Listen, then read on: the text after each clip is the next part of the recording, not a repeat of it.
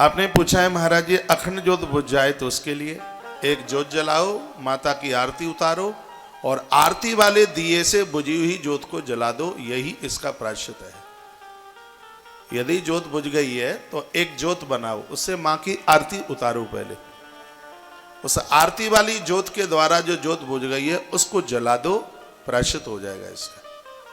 वैसे इतना ध्यान दीजिए, बताते हैं कि जिसमें ज्योत ना बुझे वो अनुष्ठान अद्भुत हो जाता है।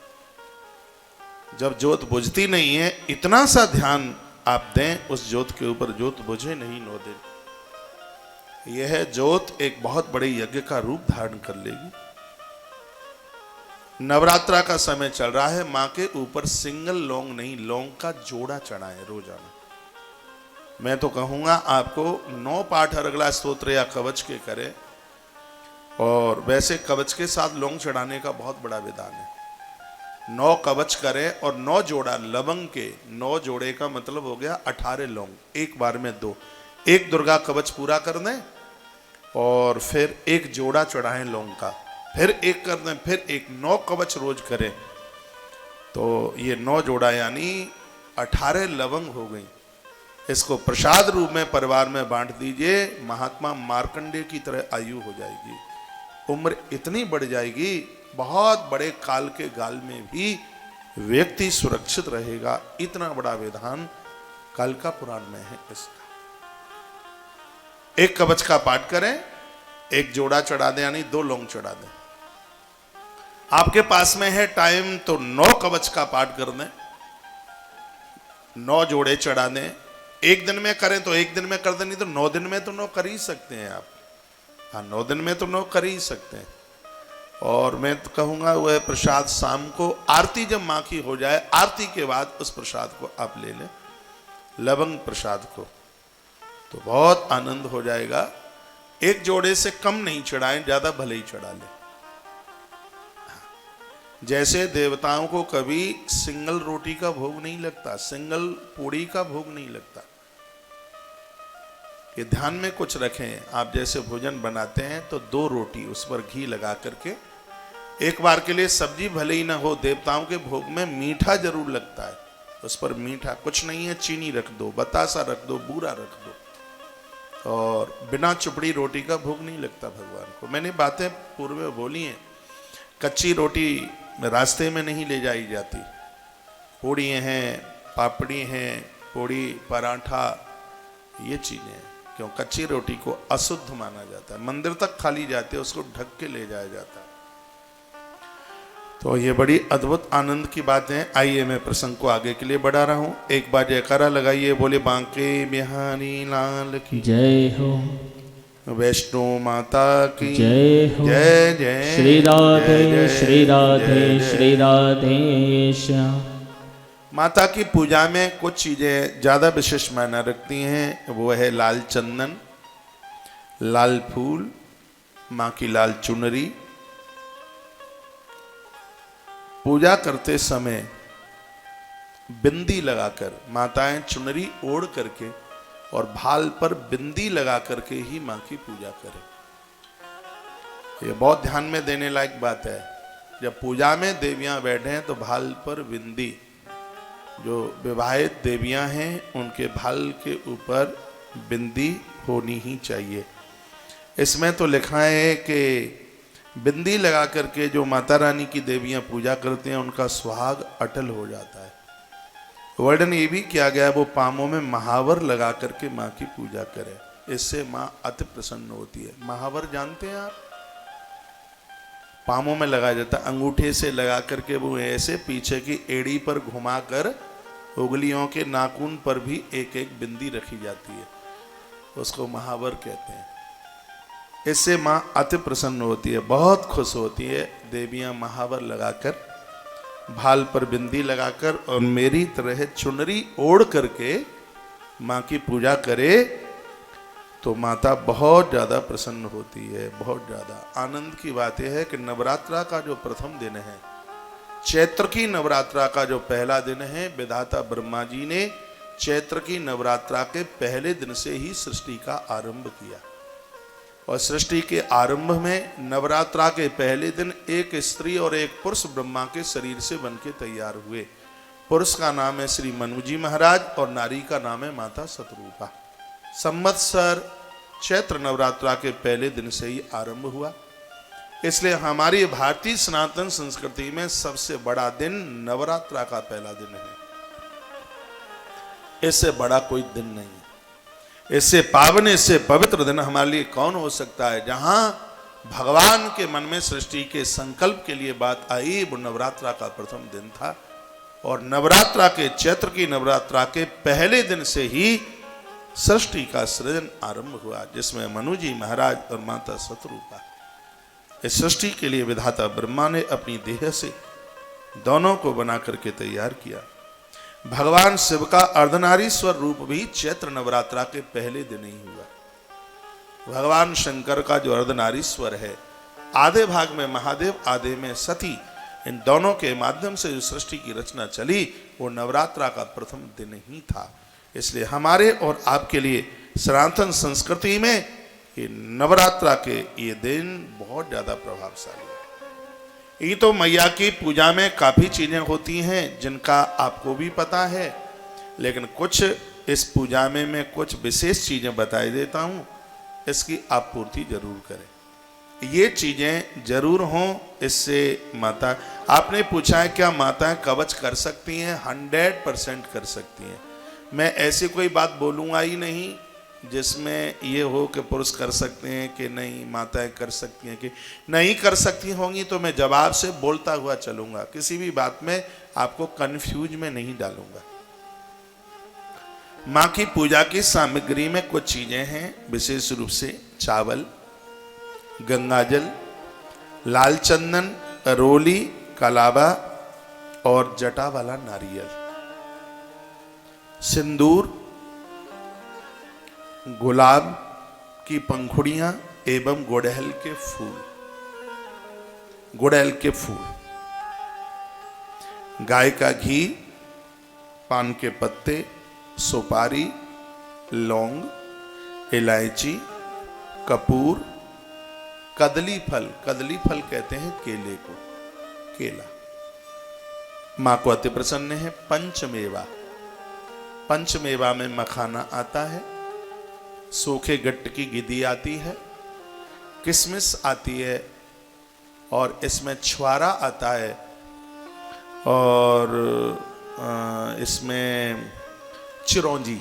ये 5 चीजें हैं जो पंचमेवा में चल करके आती है। चिरौंजी, किशमिश, छुआरा, मखाना और सूखे गट्ट की छोटी छोटी टुकड़ियां आती हैं, गिद्दी, उसको पंचमेवा में लिया गया। इन 5 चीजों का अपना आप बहुत बड़ा प्रभाव है। मैं बताऊंगा कथा के बीच में 5 पंचमेवा हम मां को चढ़ाते हैं तो इसका क्या प्रभाव है, सुनेंगे आप। आज तो कटरा से काफी श्रोता आ रहे हैं। मैं तो बद्रीनाथ की वजह से बाहर से भक्तों को बुलाया नहीं तो इतने लोग आ जाते, हजारों लोग होते, पूरा वैष्णो देवी धाम भरा हुआ होता। मुझे तो पता ही नहीं था कि आप लोग आ जाएंगे। बैठिए, अच्छा लग रहा है आपके आगमन पर। आयोजन का 23वां महीना चल रहा है। अगले महीने मई की 7 मई को, अप्रैल लग गया है, हाँ, 7 मई को पूरा 2 वर्ष पूरा हो जाएगा। बैठ जाए आप, बैठिए।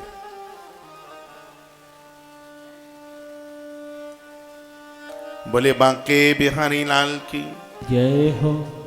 माता जी बैठे। आज हमने कुछ पंक्तियां बनाई हैं माँ वैष्णो देवी के लिए। मैं अभी ये सब बातें आपको बता ही रहा हूं। ये 2 पंक्तियां मैं गुनगुना दूं। माता आप बैठ जाएं, आप कथा में आए तो सबको 1:30 बजे बुलाऊंगा, कैमरे लगे हुए हैं, आप बैठिए।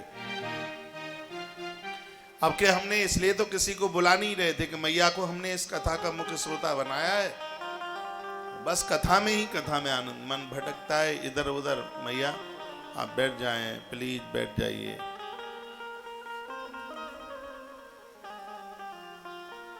बैठो, छोटी सी तो जगह है। माता वैष्णो देवी के लिए 4 पंक्तियां बनाइए। आपने लिखा है क्या काजू बादाम पंचमेवा में, वो ठीक है, 5 मेवाओं की गिन के पूर्ति कर लीजिए। जो मैंने पढ़ा है पंचमेवा में ये 5 चीजें, जिसमें छुआरा पंचमेवा में, किशमिश पंचमेवा में है, चिरौंजी पंचमेवा में है, मखाना पंचमेवा में है और गिद्दी का गट्टा भी पंचमेवा में। बादाम और काजू डाल दोगे तो वो कोई ऐसा नहीं है कि वो कोई नुकसान करेगा, ऐसा नहीं है, वो सूखे फ्रूटों में आता है। लेकिन मैंने 5 मेवा में इन 5 चीजों को पढ़ा है, वो बात मैंने आपके बीच में रखी। आइए, ले मैया का नाम जग में मां का हित सहारा है। आज ही मैंने हवन के टाइम पर यज्ञ में कर रहा था, भाई कुलदीप को बच्चा रोज की तरह आता है, मैंने कहा अपनी कॉपी लेके आ और मैं हवन करते करते कुछ पंक्तियां लिखाता हूं। मन में जैसा भाव आया और माता रानी के लिए 5 पंक्तियां लिखी हैं। गाने में बहुत अच्छा लगेगा, सुनिए। 1:30 बजे तक कार्यक्रम चलेगा, पूरा आनंद लीजिए, कहीं जाएगा नहीं। अभी मैं आपके घर में पूजा कराऊंगा और जिसको नित्य आप उसी तरीके से आप करते रहेंगे। स्वर्ग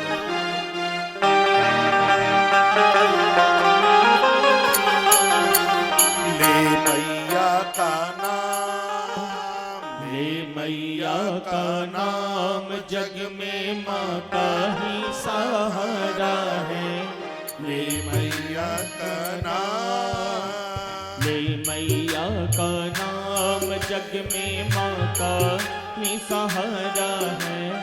ले मैया का नाम, ले मैया का नाम जग में माँ का ही सहारा है।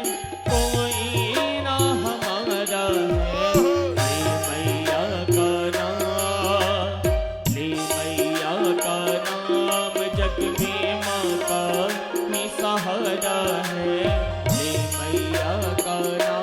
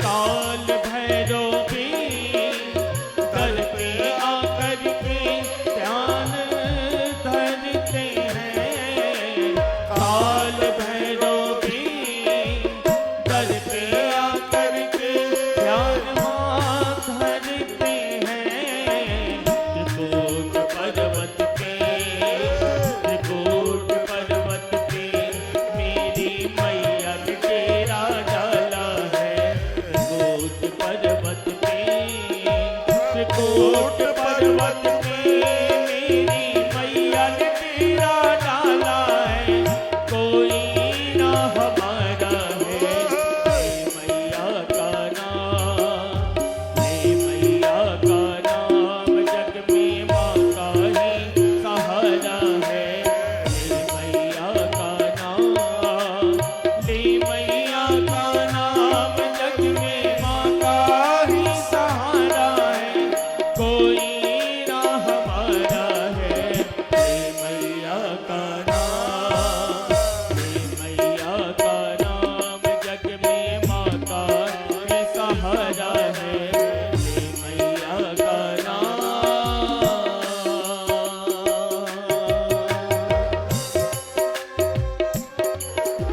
हरि बोल।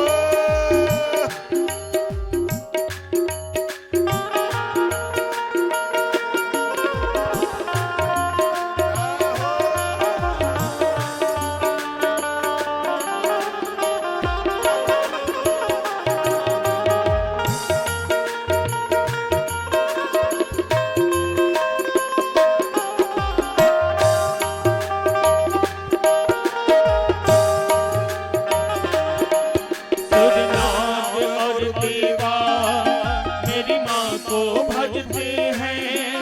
बजरंग की साथ में। सुरनाग और देवा मेरी माँ को भजते हैं। बजरंग की साथ में। भगता द्वार पड़े, माँ के चरणन शीश धरे। हाथ में भगता द्वार खड़े, माँ के चरणन शीश धरे। ध्वजा ले हाथ में। कौशिक दरबार, कौशिक दरबार, बोले माँ का जयकारा है। कौशिक दरबार, कौशिक दरबार, बोले माँ का जयकारा है। कोई ना सहारा है। ले मैया का नाम, ले मैया का नाम, जग में माँ का ही सहारा है। ले मैया का नाम, ले मैया का नाम, जग में माँ का ही सहारा है। कोई ना हमारा है। ले मैया का नाम।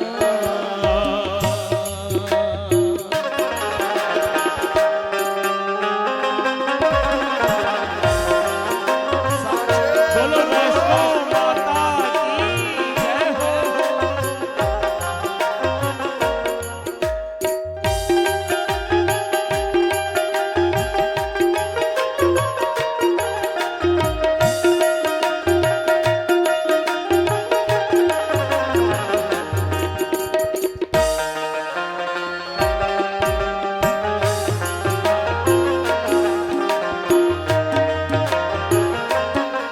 सुरनाग और देवा मेरी माँ को भजते हैं।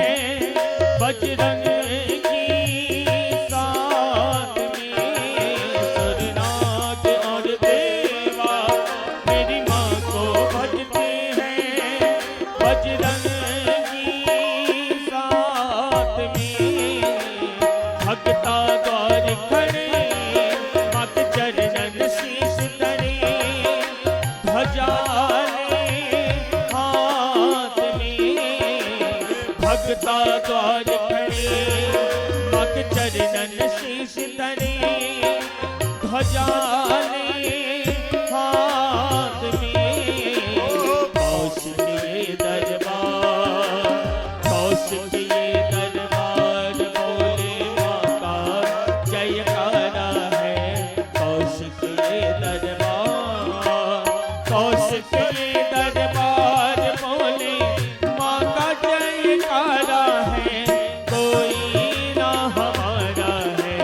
ले मैया का नाम, ले मैया का नाम, जग में माँ का ही सहारा है।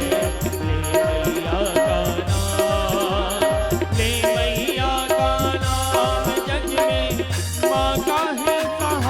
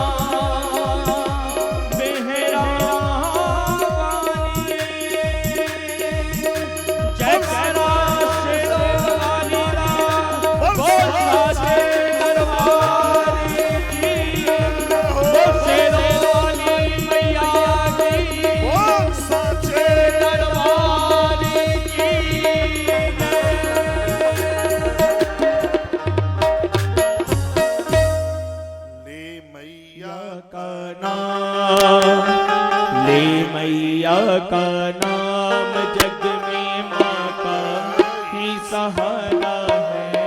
ले मैया का नाम, ले मैया का नाम, जग में माँ का ही सहारा है।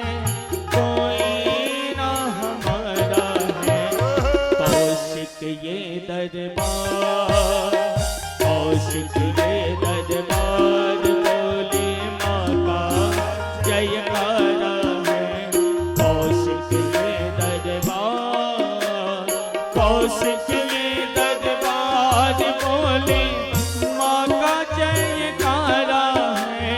कोई ना सहारा है, ले मैया का नाम, ले मैया का नाम, जग में माँ का ही सहारा है। ले मैया का नाम। बोलिए सांचे दरबार की जय हो। ये पंक्तियां आपकी बनाई हुई हैं, कैसी लगी? धन्यवाद। माता रानी के चरणों में समर्पित करते हैं। नवरात्रा का समय चल रहा है, जैसे आरती करने का बहुत बड़ा पुण्य फल है, उसी प्रकार से धूप आरती की भी बहुत बड़ी महिमा है। धूप आरती बाजार में मिलती है।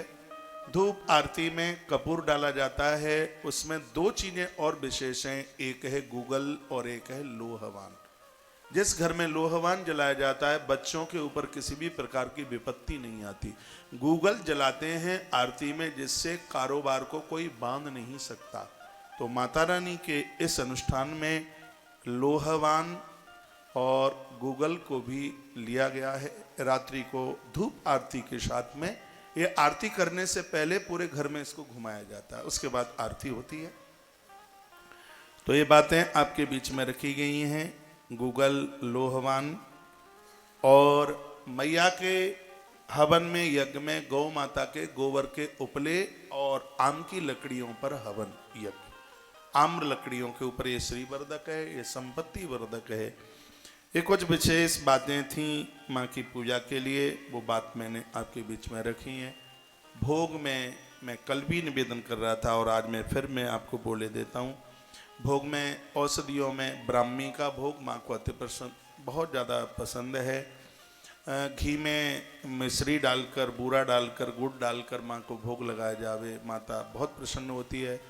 और गुलगुले, छोटे छोटे पुए बनते हैं, उससे माँ बहुत प्रसन्न होती है। रस खीर ये तो रोज ही बनाएं, गन्ने के रस में चावल डाल करके रात्रि को भोग लगाएं और बेटियों को जिमा दें। जो लोग एक आध बार अन्न खाते हैं, यदि आप भी एक बार अन्न ले रहे हैं तो यह प्रसाद आप भी ले सकते हैं। ये घर में धन की बरकत में गन्ने के रस में चावल डालकर खीर बनाकर माँ को भोग लगा करके घर की गरीबी, घर की दरिद्रता का नाश होता है। ये बात मैंने कल भी बोली थी।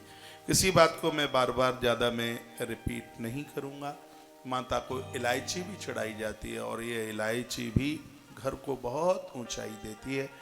तो इलायची, लवंग, सुपारी, पान का पत्ता, अध्याय के लास्ट में हवन में आहुति नहीं डाली जाती तो माता को वो दुर्गा सप्तशती का यज्ञ ही स्वीकार नहीं होता।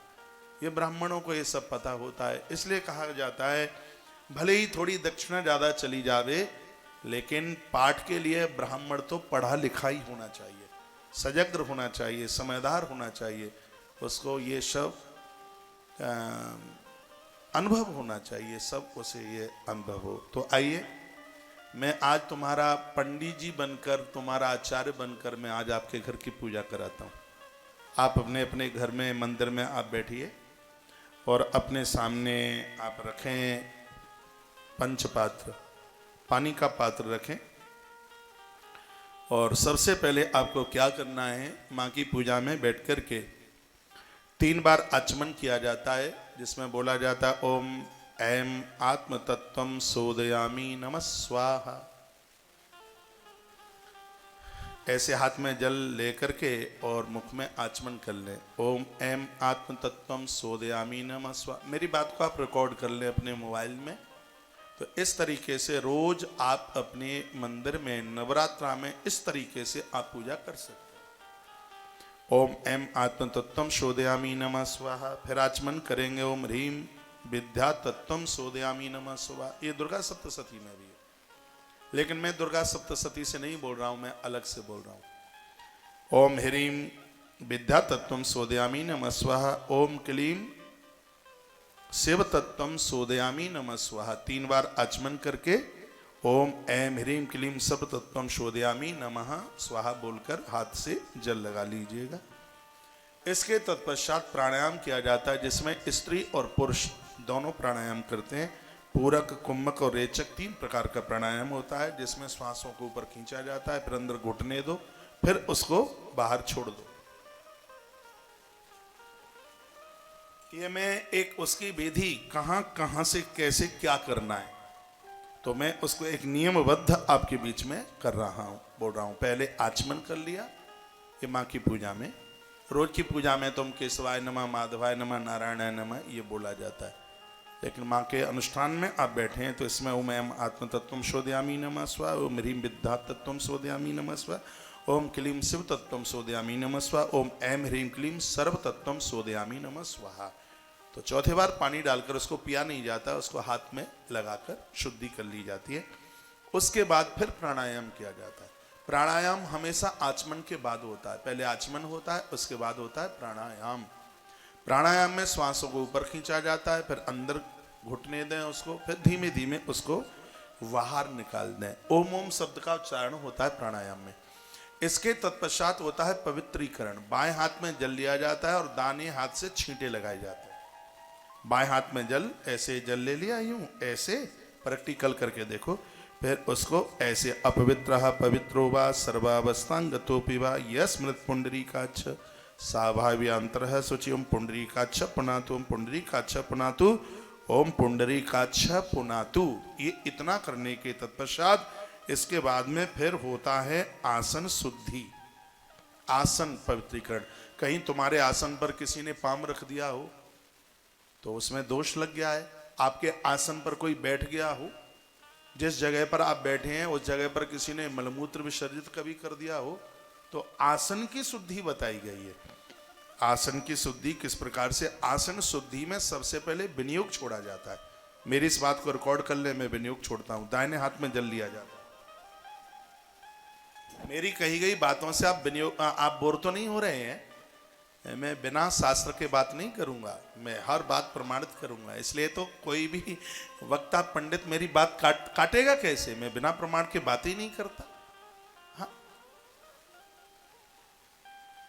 तो दाहिने हाथ में जल लिया जाता है और आसन शुद्धि में सबसे पहले विनियोग छोड़ा जाता है। उसमें कच्छप भगवान का नाम लिया जाता है। भगवान कच्छप ही तो धरती को पीठ के ऊपर रखे हैं। देखो क्या इसका विनियोग है, मैं बोल रहा हूं, निवेदन कर रहा हूं। ओम पृथ्वीति मंत्रस्य मेरु पृष्ठे ऋषि सुतलम छंदः कूर्मः देवता आसन पवित्रीकरणे विनियोगः। विनियोग का जल कभी धरती पर नहीं छोड़ा जाता। पास में पात्र होता है, पंच पात्र, उसके नीचे कटोरी होती है, उसमें छोड़ा जाता है। आप लिख ही रहे हैं तो एक बात जरूर लिख लेना, पूजा का जितना सामान है वो सब दाहिने हाथ पर रखा जाता है। जो पूजा की जो थाली है वो दाहिने हाथ पर रखी जाती है। आपका जो दाहिना हाथ है दक्षिण की तरफ, और ज्यादातर ऐसे माँ की पूजा में पूर्व की तरफ मुंह करके बैठा जाता है। जितनी भी पूजा सामग्री है वो दाहिने हाथ पर रखी जाती है, दक्षिण हाथ पर रखी जाती है। तो ये मैंने आपको विनियोग छोड़वा दिया। आसन से जल लगाया जाता है। पृथ्वी त्वया धृता लोका देवी त्वं विष्णुना धृता त्वं च धारे माम देवी पवित्रम कुर्चासनम। आसन पर जल छोड़ दिया जाता है। उसके तत्पश्चात शिखा बंधन। माताओं सुनिए, मैंने बहुत देखा है माताएं जब पूजा करती हैं तो उनके पूरे केस खुले हुए होते हैं। चाहे ब्राह्मण हो चाहे देवियां हो, पूजा के समय पर शिखा बंधी हुई होनी चाहिए। शिखा तब खोली जाती है जब अन्यायी और अपराधियों का साम्राज्य हो रहा है, तब नारी कहती है कि चोटी तब बांधूंगी। ब्राह्मण कहता है अपनी चोटी तब बांधूंगा, पहले दुश्मनों का नाश कर डालूंगा। आचार्य चाणक्य ने तब तक उसने अपनी चोटी को नहीं बांधा जिसके लिए उन्होंने संकल्प लिया, जब तक उसको समाप्त नहीं कर दिया तब तक आचार्य चाणक्य ने अपनी चोटी नहीं बांधी। वैसे पूजा में शिखा का बंधन होना चाहिए। तो शिखा बंधन का भी मंत्र है, ओम ऊर्ध्वकेशी विरूपाक्षी मांसंसो सित भोजनहि तिष्ठः देवी शिखा मध्य चामुंडे चा पराजिते। पूजा में शिखा बंधन करने वाले लोग स्त्री और पुरुष दुश्मनों को पराजित कर देते। शिखा बंधन की इतनी बड़ी महिमा है। इतना करने के तत्पश्चात भैरवों को प्रणाम किया जाता है। माता रानी का प्रमुख गढ़ है ना, जैसे राम जी के हनुमान है, तो वह भैरवों को ओम तीक्ष्णा इष्टम महाकाया काव्यान्नस्तनोपसह भैरवाय नमस्तोभ्यम अनुज्ञाम दातुमर्हसि। आपसे मंत्र श्लोक ना आवे तो आप वैसे ही मानसिक भाव से उन्हें हाथ जोड़कर बंदन कर लें, प्रणाम कर लें। इतना करने के तत्पश्चात एक नवाहन मंत्र के लिए एक विनियोग छोड़ा जाता है। उसमें नवाहन मंत्र ओम ऐं ह्रीं क्लीं चामुंडाय विच्चै। मैं आप सबको कहना चाहूँगा कि दुर्गा पाठ का भारी महत्व है। तो दुर्गा पाठ नहीं लगता जब तक नवाहन मंत्र न जपा जाए। इसमें 9 अक्षर होते हैं। नवाहन मंत्र और पाठ की महिमा इससे बढ़ जाती है नवाहन मंत्र से। इसका विनियोग है, मंत्र जपने का भी विनियोग है। ओम अस्य श्री नवाहन मंत्रस्य ब्रह्म विष्णु रुद्र ऋषिः गायत्री गणेश छंदासी श्री महाकाली माँ लक्ष्मी महासरस्वतो देवता ऐं बीजं ह्रीं शक्ति क्लीं कीलकम श्री महाकाली माँ लक्ष्मी महासरस्वती प्रत्यर्थे पूजायाम च विनियोग है। चाहे आप पाठ करें और चाहे आप जप करें, उससे पहले ये विनियोग आप छोड़ दीजिएगा। ये करने के तत्पश्चात पुरुष लोग हैं, उनको अगन्यास करन्यास की जरूरत बताई गई है। माताओं के लिए अगन्यास करन्यास की उतनी जरूरत होती नहीं है, वह हाथ जोड़ करके ही उनकी ये पूर्ति हो जाती है। ये इतना करने के तत्पश्चात फिर जो दिया जल रहा है आपका, या पहली बार करें तो आप दिया जला रहे हैं, तो 1 चम्मच घी उसमें डाला जाता है और दीप देवता को प्रणाम किया जाता है। इतना मैं बिल्कुल क्रम के साथ आप बता रहा हूं। तो अब हम ये करते करते दीप देवता के पास पहुंच गए। दीप देवता को भी प्रणाम करने का मंत्र है और वह है भो दीप देवी स्वरूपस्तम कर्म साक्षी विघ्नकृत आवत कर्म समाप्ति स्यात् तावत तम सुस्तरो भव। यह मंत्र बोल करके दीप देवता को प्रणाम कर लेते हैं।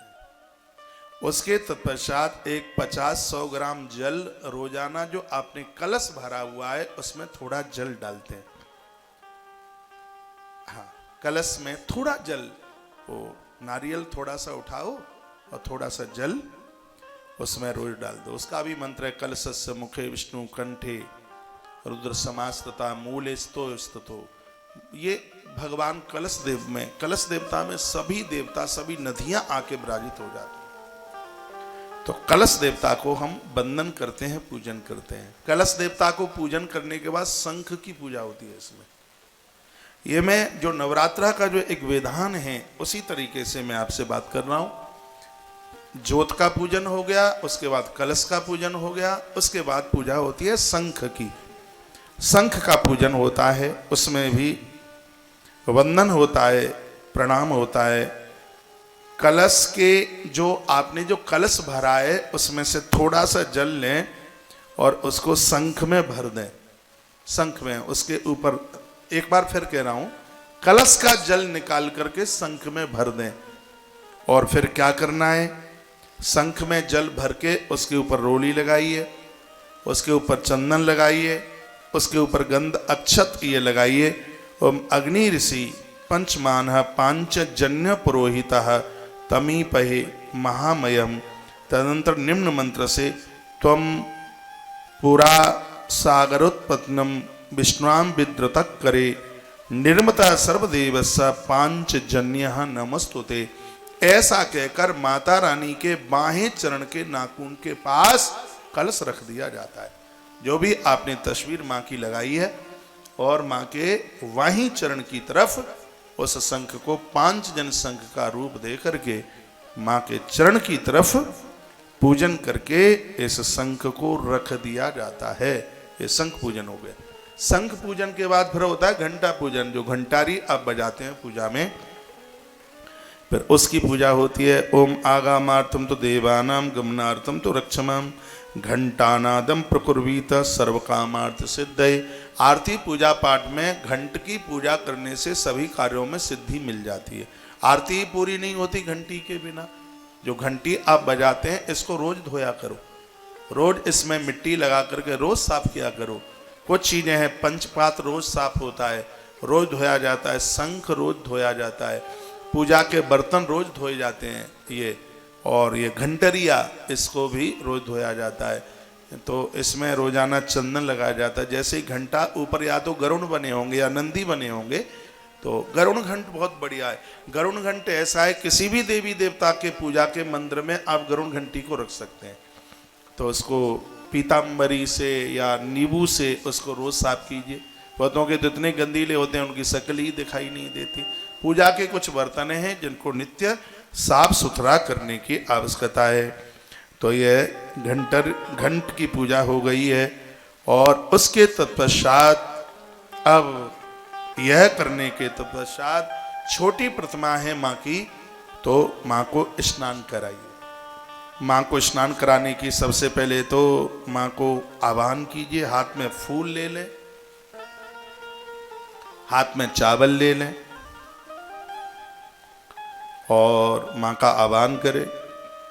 ओम हिरण्यवर्णाम हरिणीम सुवर्णारजतस्रजाम चंद्राम हिरण्मयी लक्ष्मीं जात वेदोम आवह। चाहे सरस्वती माता हो, चाहे दुर्गा माता हो और चाहे लक्ष्मी माता हो, श्री सूक्त से सभी देवतियां अति प्रसन्न होती। ये मैंने श्री सूक्त का एक मंत्र अभी आपके बीच में बोल दिया। मैं एक क्रम बता रहा हूं। पूजा आप करते रहें, अपना मोबाइल चालू रख दें, आप पूजा करते रहिए और हम बोलते रहेंगे उसमें। हाँ?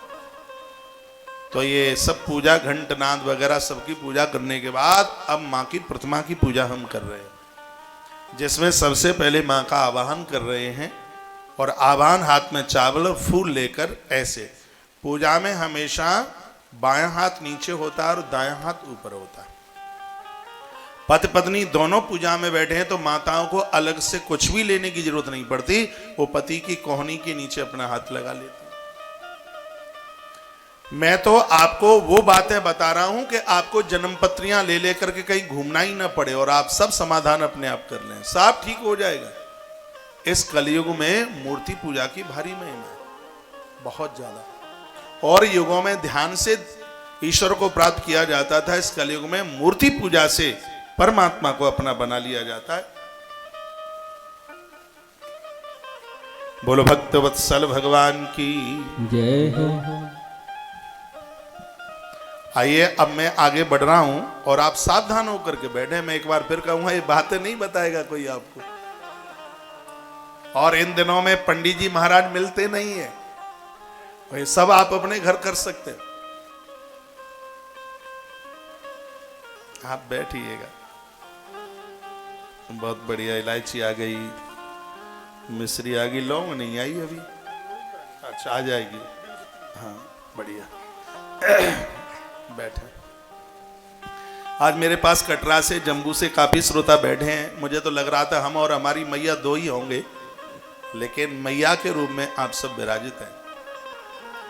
अच्छा लग रहा है। तो आवाहन कर लिया आपने, आवाहन कर लिया। ये मंत्र बोल करके हमने माता का आवाहन किया। और आवाहन के बाद में माँ को आसन दिया जाता है। आसन इतना बड़ा, एक उंगली के बराबर कलावा तोड़ लो। कलावा, यही कलावा होता है। कलावे का आसन दिया जाता है माँ को। तो ये कलावा तोड़ लो इतना बड़ा, अंगुली के बराबर, उसको हाथ में रख लो। और फिर माँ को आसन दिया जाता है। ताम आवह जात वेदो लक्ष्मी मन पगामनीम यस्याम हिरण्यम बिंदेहम गाम स्वम पुरुषानहम। श्री महाकाली महालक्ष्मी महासरस्वती स्वरूपाय त्रिगुणात्मकाय दुर्गा देवी नमः। आसनार्थे पुष्पाणि समर्पयामि। कलावा वहां पर छोड़ दें, फूल हो तो फूल भी छोड़ दें। तो ये हमने मैया को आसन दे दिया। अब आसन देने के बाद में अब हम पाद्य माता के लिए जल छोड़ेंगे। तो जल छोड़ेंगे तो जल स्नान का मंत्र भी है, श्री राधे नहलाने का। और श्री सूक्त से मैं पूजा करा रहा हूं तो श्री सूक्त का भी मंत्र है, दोनों ही बोले देता हूं। ओम सुदबालः सर्वशुदबालो मणिवालस्त आस्वना सेतः सेताक्षो रुडस्ते रुद्राय पशुपतये करणायामा अवलिप्ता नमोरु पापार्जन्याः। एक तो ये हो गया। दूसरा है अस्य पूर्वामृत मध्यम हस्तिनाद प्रमोदिनीं श्रियं देवी मुपहवे। श्री माँ देवी जुगताम श्री महाकाली महालक्ष्मी महासरस्वती स्वरूपाण्डी त्रिगुणात्मकाई दुर्गा देव्यै पाद्योपाद्यम हस्तो अर्घ मुखे आचमनीयम समर्पयामि। इतना सा आप कर दें। उसके तत्पश्चात फिर पानी ले लें, उसमें थोड़ा सा कपूर डाल लें जल में। फिर माता को फिर एक बार फिर माँ के ऊपर जल डाले। आदित्य वर्णाम तपसोधिजातो वनस्पतिस्तवृक्षोत बिल्वः तस्या फलानि तपसानुदंतो या अंतरायाश बाह्य अलक्ष्मी। इस जल में आप बेल का पत्ता भी आप डाल सकते हैं। मैंने आपको आज ही बोला है, इस जल में गुलाब के फूल की पंखुड़ियां डाल लें तो घर में धन की बरकत हो जाएगी। माँ को स्नान कराते समय बेल की पत्तियां डाल लें और आप गुलाब पंखुड़ियां डाल करके फिर माता को आप स्नान कराएं। ये कराने के बाद एक कटोरी में पंचामृत बना ले। पंचामृत में दूध, ध्यान रखना गर्म दूध, उठा हुआ दूध कभी भी किसी भी देवी देवता पर नहीं डाला जाता। उसमें आप गौ माता का कच्चा दूध रात्रि को रख दीजिए फ्रिज वगैरह में, वो खराब नहीं होता है। तो उससे आप भगवान को, मैया को आप स्नान कराइए उससे। तो पंचामृत, दूध ले लें, दही ले लें, घी ले लें और शहद ले लें और चीनी, ये चीज़ें एक कटोरी में मिला लें। ये पांचों चीज अमृत होती है। दूध अमृत है, दूध से नहलाने पर वंश वृद्धि बढ़ती है। दही पूरी दुनिया में सम्मान दे देता है। घी पैसे को शराब और जुए पर खर्च नहीं होने देता। शहद दुश्मन को भी अपना बना देता है और चीनी निष्कामता जीवन में लेकर के आती है। ये पांचों चीजों को पद्म पुराण में पांचों चीजों की बहुत बड़ी महिमा का वर्णन किया। मैंने कई बार वीडियो भी डाली है इसके लिए। तो ये पांचों चीजें, एक बात मैं और आपको बता दूं, इससे अलग अलग नहलाने का भी विधान है। दूध से नहलाते हैं, उससे 100 गुना ज्यादा नहाने का दही का प्रभाव है। दही से 100 गुना ज्यादा घी का प्रभाव है और घी से भी 100 गुना ज्यादा शहद का प्रभाव है। शहद से भी 100 गुना ज्यादा चीनी।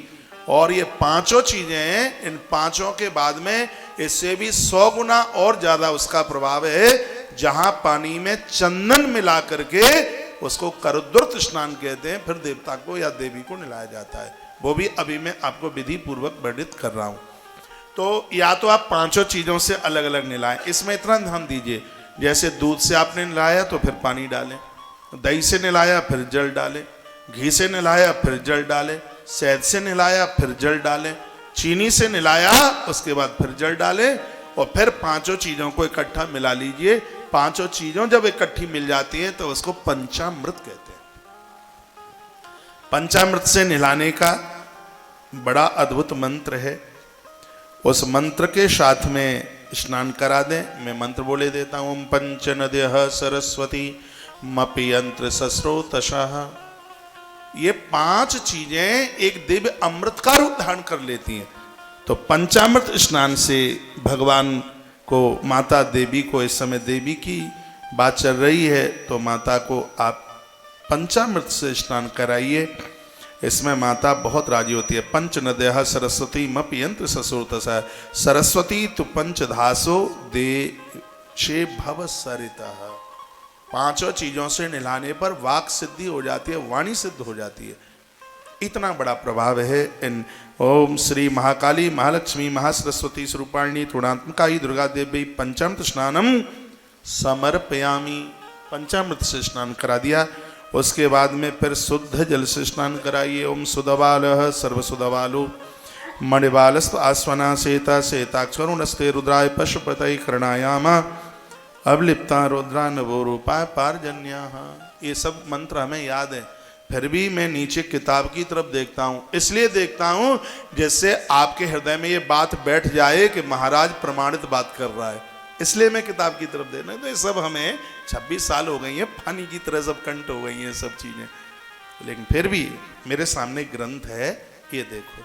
और ये पूरा पूजा का पूरा विधान इस समय मैं आपसे श्रीमद् देवी भागवत से चर्चा कर रहा हूं। ये देख लो ग्रंथ, इस पर देवी भागवत लिखा हुआ है। पूरा का पूरा जो माँ की पूजा का विधान है, ये श्रीमद् देवी भागवत से आपसे चर्चा की जा रही है। इसलिए सब बातें बहुत प्रमाणित हैं। आपको सुनने में अच्छा लग रहा है कि नहीं मुझे नहीं पता, लेकिन मुझे सुनाने में बहुत अच्छा लग रहा है, बहुत बढ़िया लग रहा है। एक बार जयकारा लगाएं, बोलिए सांचे दरबार की जय हो, हनुमान जी महाराज की जय हो। जय जय श्री राधे श्री राधे श्री राधे। शुद्ध जल स्नान करा करके, शुद्ध जल से जब स्नान आपने करा लिया तो एक पात्र में नीचे छेद करो, कोई भी पात्र ले लो और उसमें नीचे छेद कर लो और उसमें गौ माता का कच्चा दूध भर लो और फिर मैया की प्रतिमा के ऊपर अभिषेक करें माँ के 32 नाम लेके। वो भी मैं रिकॉर्ड कराए देता हूँ, माता के 32 नाम। अभिषेक चलता रहेगा, माँ के 32 नाम बोलते रहिए। दुर्गा दुर्गार्ति समनी, दुर्गा पद निवारिणी, दुर्गमक्षेदिनी, दुर्गा साधिनी, दुर्गनाशिनी, दुर्गतो द्वारिणी, दुर्गा निहंत्री, दुर्गमापहा, दुर्गम ज्ञानदा, दुर्गा दैत्यलोक दवानला, दुर्गमा दुर्गमा लोका, दुर्गमातिस्वरूपिणी, दुर्गमार्ग प्रदा, दुर्गम विद्या, दुर्गमाश्रिता, दुर्गम ज्ञान संस्थाना, दुर्गमद्यान भासिनी, दुर्गमोहा, दुर्गमगा, दुर्गमातिस्वरूपिणी, दुर्गमासुर संयंत्री, दुर्गमायुधधारिणी, दुर्गमांगी, दुर्गमता, दुर्गम्या, दुर्गमेश्वरी, दुर्ग भीमा, दुर्गभामा, दुर्गवा, दुर्गदारिणी, नामावलिमिमां यस्तु दुर्गाया मम मानव पठेत सर्वभयान मुक्तो भविष्यति न संशया। ये है, ये 32 नाम बोलकर माँ का अभिषेक कर दें। या तो आप नवरात्रा में रोज कर सकते हैं, रोज नहीं तो नवरात्रा में जिस दिन शुक्रवार पड़ जाए तो श्री यंत्र का अभिषेक घी के द्वारा श्री सुक्त बोल करके कर दीजिए। ये घर में धन की बरकत देने वाली सब बातें होंगी। श्री यंत्र घर में हो तो उसको आप अभिषेक कर सकते हैं घी के द्वारा, ठीक है।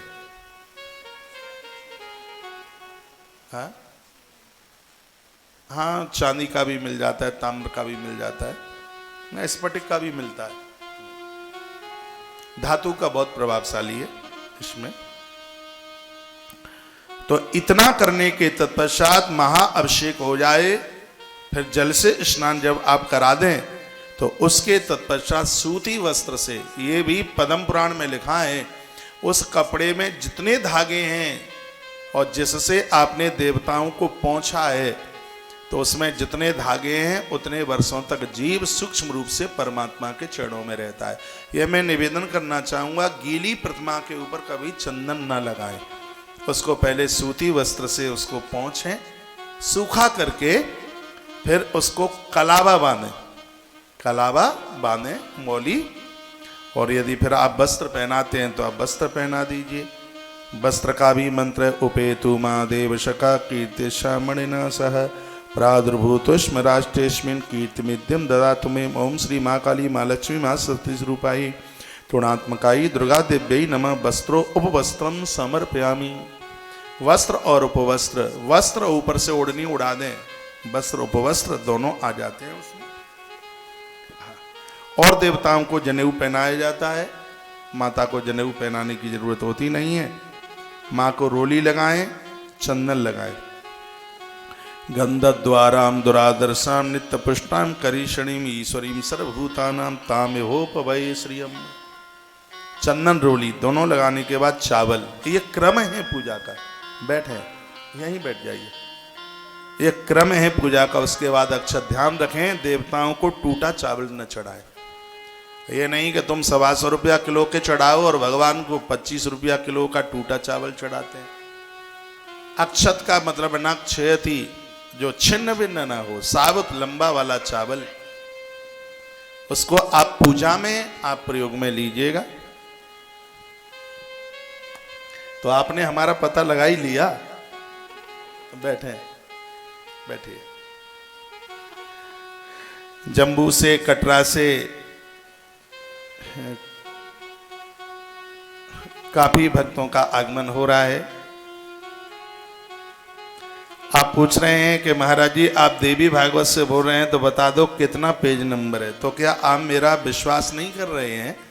मैं देवी भागवत के पेज नंबर 25 से बात कर रहा हूं। श्रीमद् देवी भागवत के 2 खंड हैं, लेकिन मेरे पास संस्कृत वाली भागवत है। अब आपके पास देवी भागवत कौन सी है मुझे पता नहीं। 2 भागों में है, प्रथम खंड और द्वितीय खंड।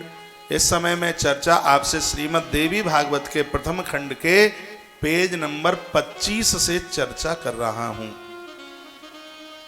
ठीक है, बोलो भक्तवत्सल भगवान की जय, सांचे दरबार की जय हो। जय जय श्री राधे, जय जय श्री राधे, श्री राधे श्याम। चलो अब मेरे साथ माता जी को चावल लगाओ, अक्षत लगाओ। आप मानसिक भाव से लगा लो।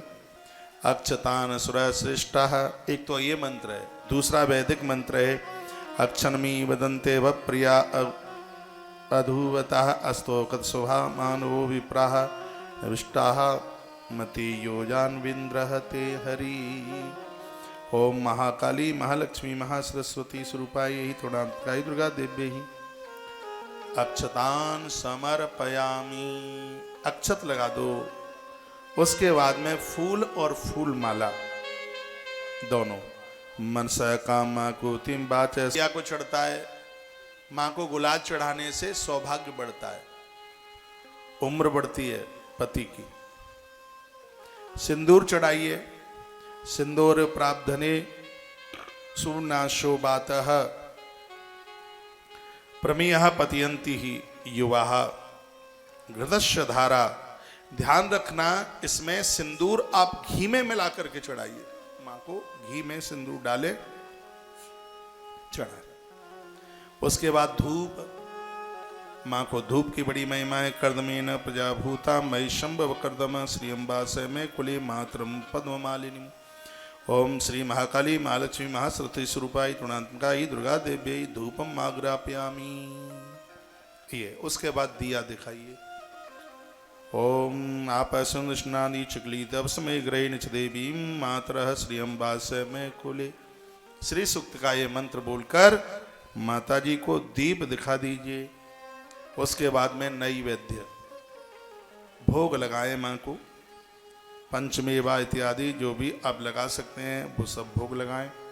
श्री सूक्त के मंत्र में भोग का मंत्र है आद्राम पुष्कड़िम पुष्टिम पिंगलाम पद्ममालिनी चंद्राम हृण्मयीं लक्ष्मीं जातवेदोम आवह। वैसे भोग लगाने का मंत्र है ओम नाभ्या आशीदंतरिक्षगुम शिष्णो शिष्णो द्योहो समवर्तता पवद्यांबु अकल्पयन्नः। ये इस मंत्र के द्वारा भोग लगाइए और फिर जल छोड़ दीजिए। मध्य मध्य आचमनीयम जलम समर्पयामि। प्राणाय स्वाहा व्यानाय स्वाहा समानाय स्वाहा उदानाय स्वाहा। ये छोड़ दीजिएगा। यह करने के तत्पश्चात रोज की पूजा में दक्षिणा नहीं चढ़ाई जाती और अनुष्ठान में आप दक्षिणा चढ़ाएं, लेकिन भोग के तत्पश्चात आपको चढ़ाना है ऋतुफल। ऋतुफल में केला ले लें आप। कल भी मैंने निवेदन किया है केला ऋतुफल में। या फल नीर्या अफला अपुष्पा याश पुष्पणी, इसका नाम ऋतुफल है। वो ही फल चढ़ाइए जो जिस ऋतु में फल चल रहा होता है। लोग कभी कभी पूजा में दूसरे ऋतु के फल को चढ़ा देते हैं। इसका मतलब ऋतु फल इसलिए देवता उसी फल से ज़्यादा प्रसन्न होते हैं जो उस ऋतु में, उस मौसम में जो फल चलता है। आपके खाने में तो आप इस समय अप्रैल के महीने में हैं और आप नवंबर का फल खा लेंगे, अक्टूबर का खा लेंगे। आज कोल्ड स्टोरों में रख दिया जाता है फलों को, और ये स्वास्थ्य के लिए बहुत ज़्यादा हानिकारक है। वही फल खाइए, वही अन्न लीजिए जो उस ऋतु के हिसाब से चलता है। उसके लिए सर्दी में बाजरा वरदान है, लेकिन वो गर्मी में फायदा नहीं है, क्योंकि सर्दी में बाजरा उसकी ऋतु में चल करके आता है और वह फिर गर्मी में नहीं है। तो जो चीज ऋतु की है उस समय ली जाए तो वो ज्यादा फायदेमंद है। तो इसमें ऋतु फल इसलिए लिखा गया है कि जिस ऋतु में आप पूजा कर रहे हैं उस ऋतु के जो फल है, एक केला ऐसा है जो कि हर ऋतु में उपलब्ध होता है, हर ऋतु में पाया जाता है। माता रानी केले से बड़ी प्रसन्न होती है। या फल नीर्या फला पुष्पायास पुष्पणी बृहस्पति प्रशस्तानो मंचंत गुंहसः। ओम श्री महाकाली महालक्ष्मी महासरस्वती स्वरूपाई त्रिगुणात्मिकाई दुर्गा देवी ऋतु फलम समर्पयामी। ये रोज रोज थोड़े ही बताऊंगा, आज बोले देता हूं, कल से मोबाइल पर खोल करके अपने आप ये पूजा करते रहिएगा। ऋतु फल चढ़ाने के बाद अब है पूंगी फल। पूंगी फल संस्कृत का शब्द है, हिंदी में इसको कहते हैं सुपारी। एक पान का पत्ता लीजिए, उस पर सुपारी रखिए, लवंग और इलायची रखिए और फिर माँ को चढ़ाइए। ओम आद्राम यह करडीम यष्टिम सुवर्णाम है मालिनीम सूर्यामृणमयी लक्ष्मी जात वेदोम आवह। ओम श्री महाकाली महालक्ष्मी सरस्वती स्वरूपाई त्रिगुणात्मिकाई दुर्गा देव्यै पूंगी फल तांबूलम समर्पयामि। छोड़ दीजिए। यह छोड़ने के तत्पश्चात दक्षिणा चढ़ा दीजिए। दक्षिणा का क्या करोगे? लास्ट में कन्या को बांट देना या किसी पंडित जी पुजारी जी को दे देना। उस दक्षिणा को अपने काम में मत लेना। उसका भी मंत्र है दक्षिणा चढ़ाने का। हिरण्य गर्भ संवर्ताग्रे भूत जात भद्रे काशीत सदाधार पृथ्वी धाम देवाम कस्मई देवा हविका वेदे महा। ओम श्री काली महालक्ष्मी महासरस्वती स्वरूपाई दुर्गा देवी दक्षिणाम द्रव्य दक्षिणाम समर्पयामि। ये कर दो। इसको करने के तत्पश्चात फिर क्या करना है? फिर आरती करनी है। आरती के बाद क्या करना है? आरती के बाद प्रदक्षिणा है, परिक्रमा है, पुष्पांजलि है। और पुष्पांजलि के तत्पश्चात क्या करना है? उसके तत्पश्चात कोई भी कुछ स्तुति करनी है, प्रार्थना करनी है माता जी को। और प्रार्थना के बाद क्या करना है? बताया जाता है कि 9 देवताओं को वंदन प्रणाम करते हुए उसके बाद क्या करना है? उसके बाद कुमारी पूजन करना है, कन्या पूजन करना है। कन्या पूजन के बाद क्या करना है? बटुक पूजन।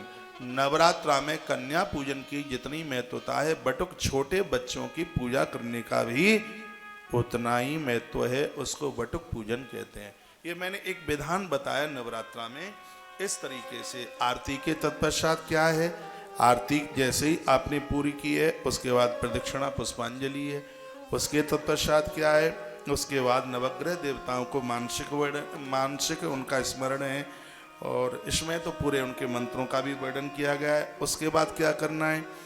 उसके बाद कुमारी कन्या का पूजन करना है। देवी भागवत में लिखा है 2 वर्ष से लेके 10 साल की कन्या दुर्गा जी के अनुष्ठान में विशेष पूजा के लायक है, उसका पूजन करना है।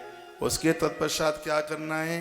उसके बाद में बटुक पूजा करनी है, छोटे बच्चों की पूजा करनी है। उनका भी 2 साल से लेके 12 साल तक के बच्चे की पूजा की बात कही गई है। बटुक पूजन। बटुक पूजन के बाद में क्या करना है? पायस बलि। इसमें खीर बनाई जाती है, खीर बनाई जाती है इसमें, और वह खीर किसी वृक्ष के नीचे रख दी जाती है सकोरे में भर करके। इसको पायस बलि कहते हैं। इससे घर की अलाय बलाय ये सारी चीजें ये सब समाप्त हो जाती हैं, किसी पेड़ के नीचे रखवा दी जाती है। इसको कहते हैं पायस बलि। उसके तत्पश्चात क्या होता है? उसके तत्पश्चात फिर आपको पाठ करना है, तो उसमें पूजा की पुस्तक की पूजा होती है। इतना पूजन होने के बाद में ये नहीं है कि सबसे पहले आप सुबह जगते ही पाठ करने के लिए बैठ गए और मैया जी को स्नान ध्यान बाद में करा रहे हैं। ये मैंने एक विधि बताई है और मैं इसी विधि के ही अनुसार करता हूं। इतना पूजा होने के तत्पश्चात कन्या पूजन आपने कर लिया, बट पूजा कर ली, पायस बलि कर ली, उसके बाद में फिर जिस किताब पर आप पूजा कर रहे हैं उसमें पुस्तक पूजन की बात कही गई है। पुस्तक पूजन किया गया। और यदि आपके घर में कोई ब्राह्मण आया है कराने के लिए तो इसमें वर्णन है कि पुस्तक पूजा के तत्पश्चात ब्राह्मण पूजा का विधान बताया गया है। जिन लोगों को यहाँ पर कथा के यजमान बने हैं और जिनके यहाँ पर पाठ चल रहे हैं, पाठ इतना बढ़िया हो रहा है कि समाधि लग रही है पाठ सुनते सुनते। टेलीविजन पर पाठ चल रहा था, मैं लाइव देख रहा था कमरे में, मुझसे नहीं रहा गया और मैं यहाँ नीचे उतर के आ गया। कल रात्रि को भी यहाँ बैठ करके मैं सुन रहा था। टेली